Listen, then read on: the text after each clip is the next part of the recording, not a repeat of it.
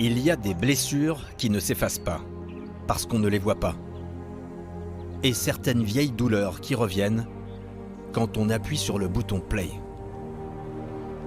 La tête, là.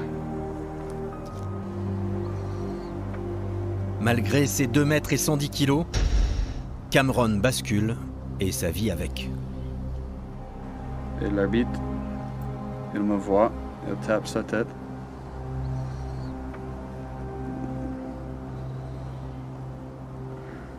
Moi, j'aimais bien plaquer. C'était une de mes points forts. J'ai essayé de plaquer une joueur qui est très gentille. On a parlé après, mais elle avait 135 kilos de muscle. C'était numéro 8. Il m'a attrapé avec son coude. J'étais un peu sonné. Et avec son poids, j'ai fait le coup de lapin par terre. J'ai continué de jouer dans le match pendant 10 minutes de plus. Et au bout d'un moment, je me suis sorti tout seul. Vous n'étiez pas KO sur le coup? Non. Et tu n'as pas besoin d'un KO pour avoir une bonne commotion.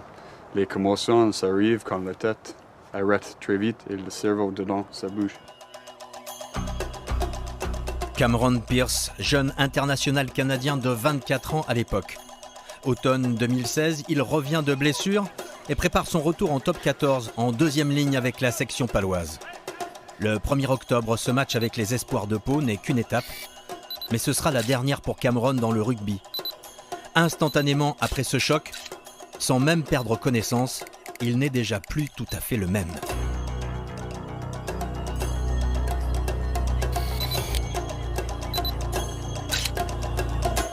La première chose, c'était je n'arrivais pas à exprimer en français. Juste après? Directement après. Quand j'étais sur le terrain même.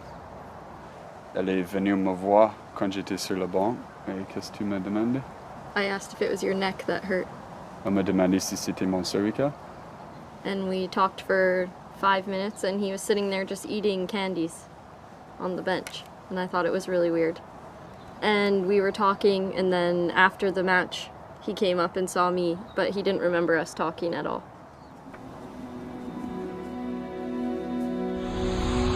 Que se passe-t-il dans le cerveau de Cameron à ce moment-là? Le rugby passe alors entre les mains des neurochirurgiens. Avec l'impact, une onde se propage dans le cerveau et entraîne les premières séquelles.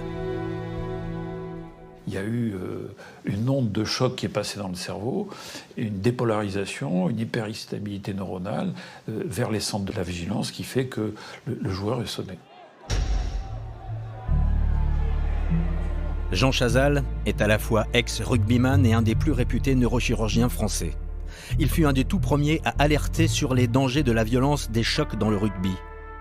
Des chercheurs américains viennent récemment soutenir ces craintes, les images IRM inédites d'un cerveau qui a subi des commotions. Voici des zones endommagées qu'on ne détectait pas auparavant.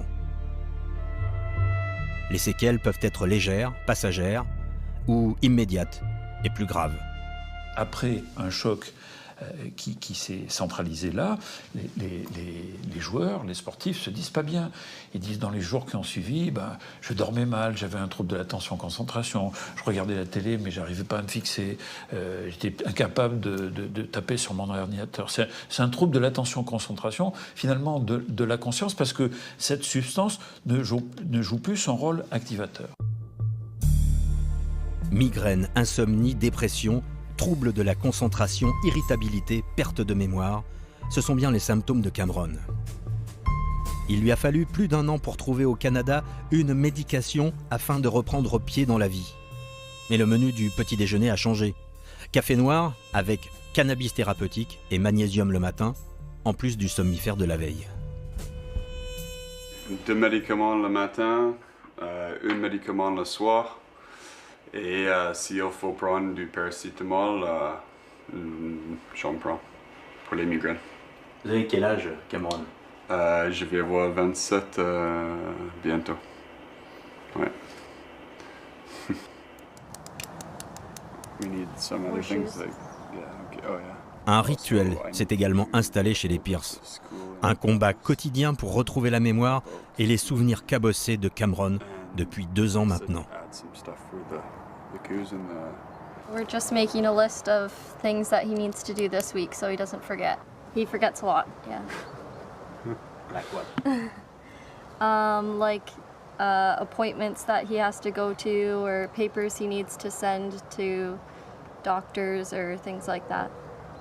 Si quelqu'un me demande qu'est-ce que tu as fait, je sais pas, l'autre week-end, soit je dois réfléchir, soit je dois regarder une photo pour que ça revienne, pour que la mémoire revienne.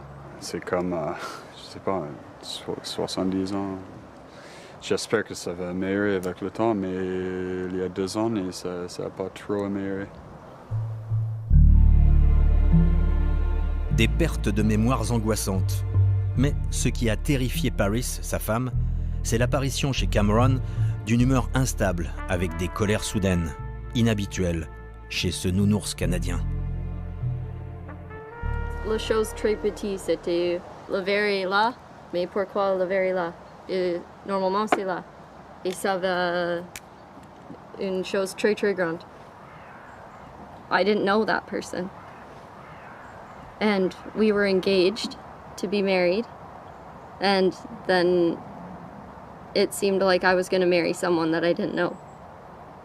So that was very difficult. But we realized that things had to change. And everybody changes in their life. So we just had to get to know the new us. Le rugby paie aujourd'hui la rançon de 15 ans de jeu de percussion de plus en plus rude, voire violente. La santé des joueurs, l'image de ce sport, les risques juridiques amènent les instances du rugby à agir. Aujourd'hui, la surveillance médicale vidéo et le carton bleu s'ajoutent à des protocoles commotion de plus en plus stricts. Selon la Ligue, le nombre de commotions chez les pros, environ 3 par week-end, est en légère baisse. Mais surtout, c'est le nombre de joueurs choqués et qui restent sur le terrain qui a diminué. L'an dernier, quand nous avons mis en place la vidéo, on avait 17% de joueurs qui restaient sur le terrain alors qu'ils étaient commotionnés. Avec la vidéo, on est tombé à 6%, et cette année, de nouveau pareil, sur cette première partie de championnat, donc avant les matchs de l'équipe de France, on est à 5%. Donc on voit qu'on a avancé, on a vraiment pris les choses en main à ce niveau-là. Reste un problème de bon sens, illustré par la très rugueuse finale 2017 du top 14. Le corps du rugbyman a pris en moyenne 15 kilos de muscles en 20 ans, mais le cerveau, lui, est resté le même. Cette masse musculaire, c'est un moteur extraordinaire qui met à l'épreuve le cerveau, qui n'est pas fait pour ça. Il peut supporter des chocs pour un homme de 1m80 et 80 kg, mais pas d'1m80 et 95 kg, parce qu'on a mis un moteur surpuissant sur le même châssis. On a mis un moteur de Formule 1 sur une voiture de tourisme, alors ça casse, et ça casse de plus en plus souvent. La fin de carrière de Cameron est actée. Son état paraît stabilisé. Voici le temps de la reconversion. Un château de Saint-Émilion lui a offert un CDD pour faire les vendanges cet automne. Cameron et Paris aimeraient travailler dans le vin et le tourisme, et aussi être utiles à ceux qui sont confrontés aux commotions. If I can help one person that has a partner that has had a brain injury or a concussion, because I had to do it on my own, we had to do it on our own, and I already did it, and it was really difficult. No one should have to do it on their own. Mais ça, c'est pour dire à tout le monde que ça peut arriver à n'importe qui. Oui. Comme ça.